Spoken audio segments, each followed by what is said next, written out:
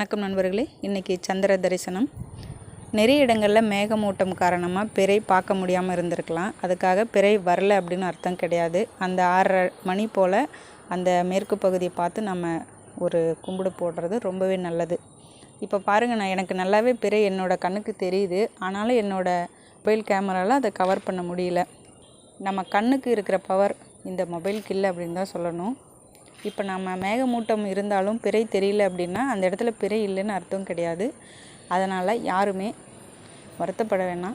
கண்டிப்பாக மேற்கு பகுதியில் 6:30 மணி போல் கண்டிப்பாக பிறை உதயம் ஆகியிருக்கும் அப்படிங்கிறது நம்ம எல்லாருக்குமே தெரியும். அதனால் நம்பிக்கையோட அந்த மேற்கு திசையை பார்த்து பிறையை பார்த்து தான் நினச்சி நம்ம ஒரு பிரார்த்தனை பண்ணிக்கலாம். பதிவில் பிறை தெரியுதான்னு ட்ரை பண்ணி பாருங்கள். நான் அதை பார்த்துக்கிட்டே தான் வீடியோ எடுக்கிறேன், ஆனாலும் இதில் தெரியலை. உங்களுக்கு தெரியுதான்னு பாருங்கள். நன்றி நண்பர்களே.